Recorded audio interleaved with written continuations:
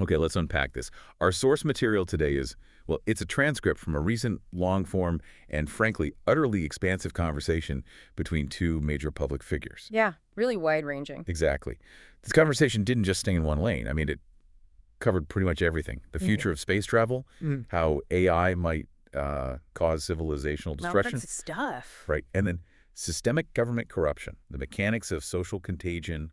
It's a lot. It really is an unfiltered fire hose of extremely high-stakes information. Mm.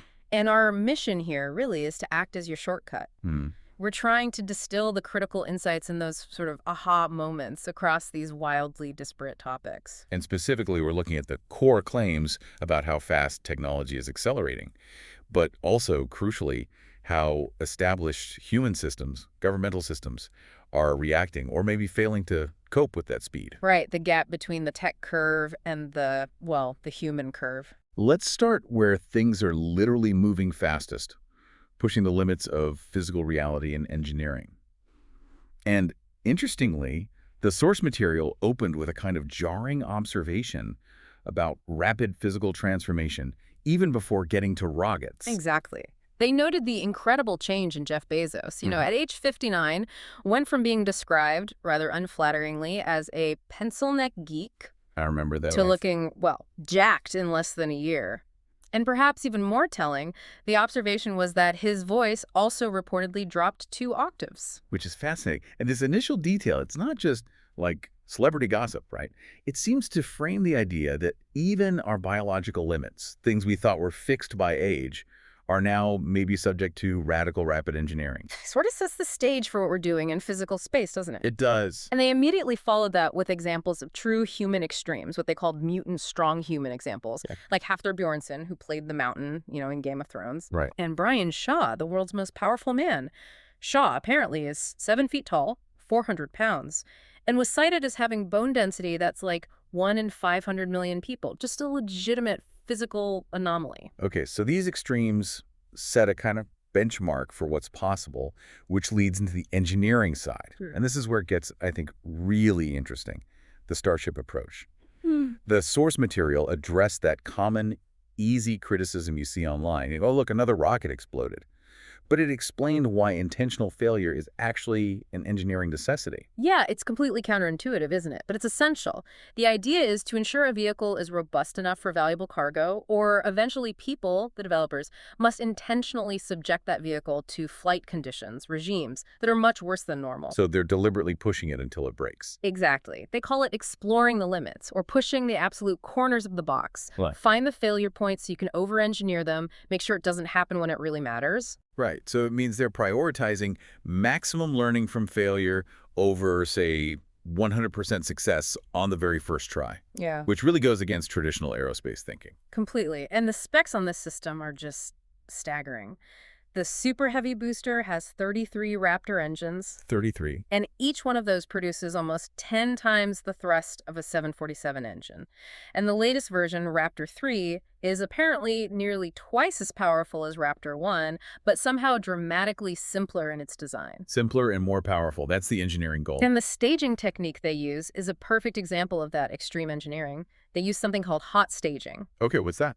It means the upper stage ship engines actually fire while it's still attached to the booster, even though the booster engines might still be thrusting underneath it. Wait, I have to pause on that hot staging. That sounds like they're intentionally creating chaos right at the separation point just to prove the structure can survive it. Yeah. That seems like a huge shift. Why is that necessary? Well, it's all about maximizing velocity just before separation. By firing the upper stage while the booster is still giving it that last push, you get a pretty significant velocity increase. It's more efficient for reaching orbit. Ah, okay. So defying that traditional clean separation is a calculated risk, but it's required if you want maximum reusability and efficiency. And their testing apparently shows that this robustness works. They did a soft landing in the Indian Ocean despite deliberately missing some heat shield tiles. Deliberately. Yeah, and coming in on an extra hot trajectory just to test its resilience.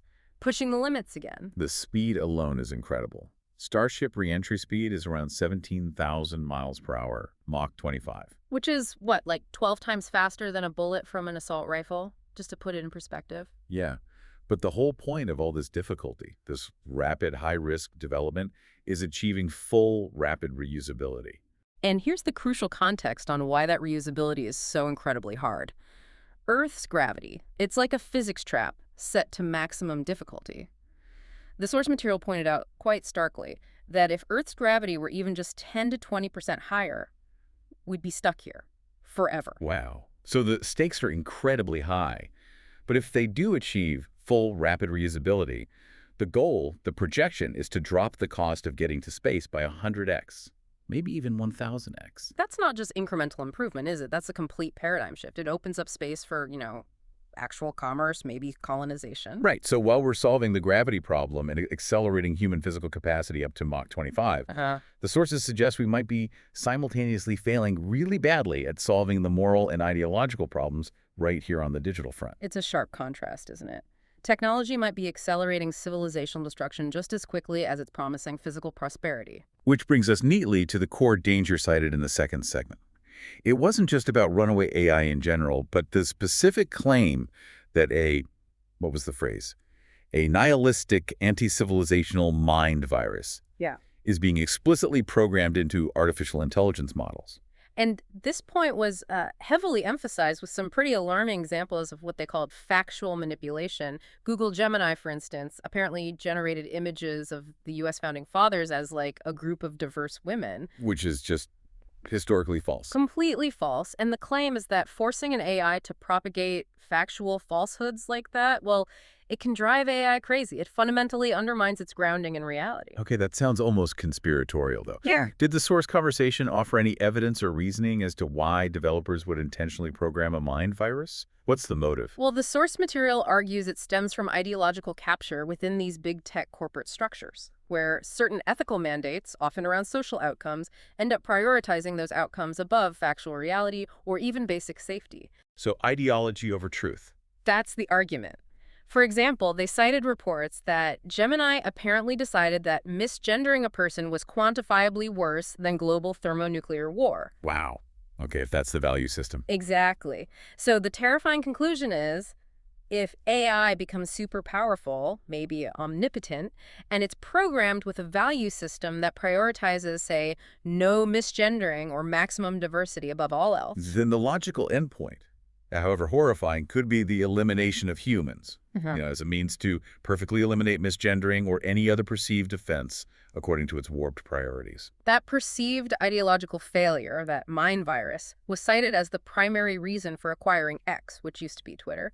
The stated goal was to combat a platform that was, in their view, causing destruction at a civilizational level. They even likened the control over information flow to Wormtongue from Lord of the Rings. Whispering, deceitful counsel. Poisoning the discourse, yeah. And they claim the platform change had an immediate, measurable impact on certain narratives, suggesting they weren't entirely organic. Reportedly, yes. The source claimed that the massive spike seen in young people identifying as trans and non-binary stopped dead, quote unquote, and actually started falling off a cliff right after the platform changed hands. Leading to the conclusion that the prior narrative flow was acting like a kind of social contagion. That was the term used, yeah.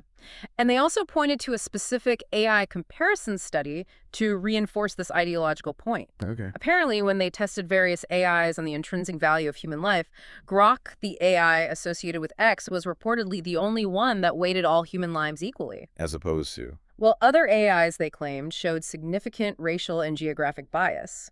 The example given was valuing a white German male's life something like 20 times less than a black Nigerian male's life. Really stark differences in programmed values. Okay, looking forward then, the prediction for the immediate future of digital life is radical. It's claimed that in the next, say, 5 or 6 years, apps, even operating systems as we know them, will essentially disappear. Yeah, the phone itself just becomes an edge node for AI inference. That's the phrase they use. Meaning the future user experience is one where AI anticipates what you need before you even ask. It generates real-time, customized video and audio content just for you. Think about that for a second. It's huge. This means the vast majority of content we consume, from customized music covers in any artist's style to highly specific jokes or even vulgar roasts generated in real time for your friend group. It'll all be AI created. The internet is about to become majority machine-generated content, tailored I to know. us individually. That's the prediction. It's just astonishing to think our technological capacity is accelerating so quickly. But, as the sources suggest, the capacity for our human systems, our bureaucracies, to manage even basic tasks seems to be accelerating in the wrong direction, towards failure. Yeah, which means we need to shift gears entirely now. Let's talk about systemic corruption, bureaucratic decay, and the political manipulation of incentives. And we absolutely must maintain an impartial tone here. We're strictly reporting the highly sensitive claims made in the source material, not endorsing them. Absolutely critical. The discussion took an immediate, sharp turn into claims of deep-seated corruption, starting with a really bizarre story about a whistleblower's alleged suicide, involving OpenAI, apparently. Yeah, the exchange between Sam Altman and Tucker Carlson about it was highlighted. And the details surrounding that case, as reported in the conversation, were incredibly suspicious. Like what? Well, things like wires to a security camera were apparently cut, blood was found in 2 separate rooms, someone else's wig was found in the room, and the victim ordered DoorDash right before the alleged suicide. Wow. Those details, I mean, if they're true, they read more like a script for a thriller than a tragic accident, don't they? It does make you wonder. And the conversation expressed deep skepticism that a proper investigation wasn't really pushed for by the authorities. You can see why. And this alleged failure to investigate led directly into findings from an internal governmental team. It had this internal nickname, the Doge team. Okay. Because the fraud they uncovered, it was apparently so overwhelming and almost meme-like in its absurdity. They discovered what they called zombie payments. Zombie payments. Yeah, tens or maybe hundreds of billions of dollars a year in fraudulent or just plain wasteful recurring payments. Money still going out because the person who originally approved it had retired or even died years ago and nobody turned it off. Just running on autopilot. Billions. Apparently.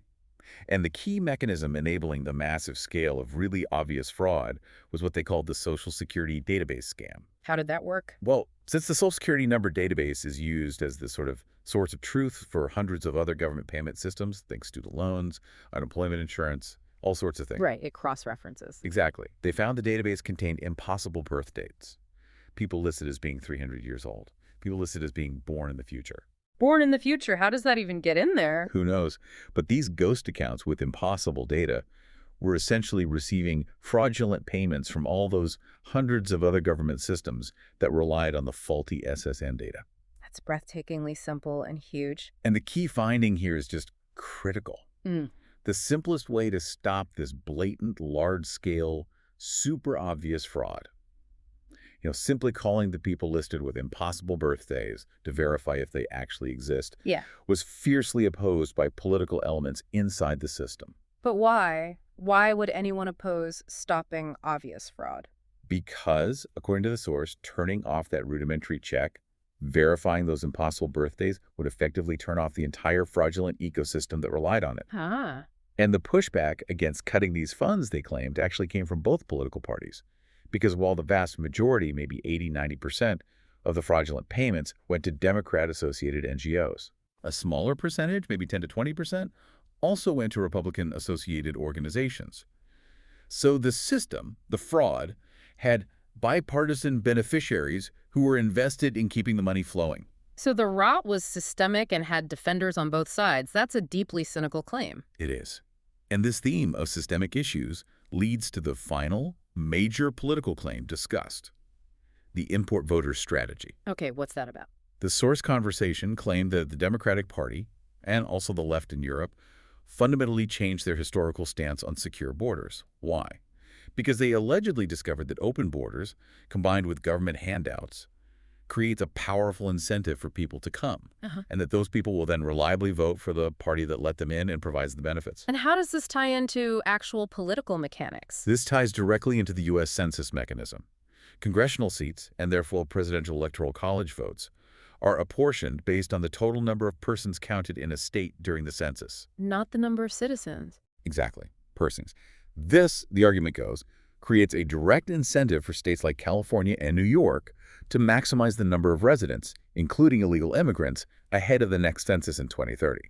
Because more people, regardless of citizenship status, means more political power, more seats in Congress, more electoral votes. So the claim is it's a strategy to fundamentally shift political power through demographics enabled by the census counting method. That's the core claim presented. Yeah. And to put a kind of global context on this theme of ideological push towards control, the source also mentioned, for instance, that the UK apparently had 12,000 arrests in just 1 year for things people posted on social media. 12,000 Yeah. for social media posts. That was the number cited. And the discussion wrapped up this segment by analyzing what was termed suicidal empathy. Suicidal empathy. Yeah, the idea that some leaders enable policies that result in, say, violent crime.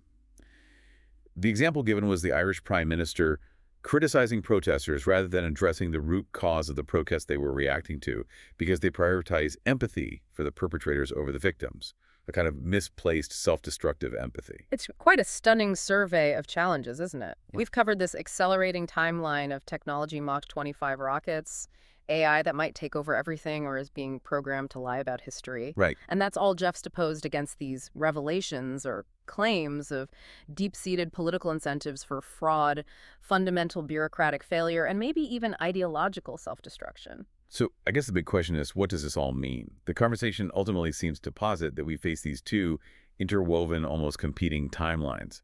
One of potential civilizational decline, driven by this ideological decay and system failure. And the other of incredible technological prosperity, driven by capitalism and relentless engineering. Exactly. Decline and prosperity side by side. And here is the ultimate irony, the way the source material concludes. The prediction for the absolute best-case scenario is a future of sustainable abundance, where universal high income essentially eliminates poverty and mandatory work for everyone, which, let's face it, sounds remarkably like the definition of a traditional communist utopia, right? It really does. No poverty, no need to work. But here's the twist. The argument is that this state of universal abundance will only be achieved through capitalist mechanisms specifically, advanced AI and robotics, leading to decentralized technological abundance. So the irony is that the vehicle delivering this utopia is the exact opposite of the ideology it superficially resembles. Precisely. Conversely, they claim that historical attempts at socialism invariably lead to the opposite. Universal low income, breadlines, and bad shoes. So capitalist means achieve utopian ends, while socialist means fail. That's the provocative conclusion. That juxtaposition gives us our final thought, doesn't it? If advanced AI and robotics really do eliminate the necessity of working just to survive, if they replace widespread financial anxiety with guaranteed abundance, what new problems emerge? What happens when meaning and purpose, which for so long have been tied to labor and contribution, are suddenly detached from it? What do people do? That really feels like the core challenge for humanity in the next generation, doesn't it? If you want to explore a fictional world that has maybe successfully navigated that post-scarcity future, the conversation did recommend the Culture Book series by the author Iain M. Banks. Definitely food for thought, something to mull over as you go about your day.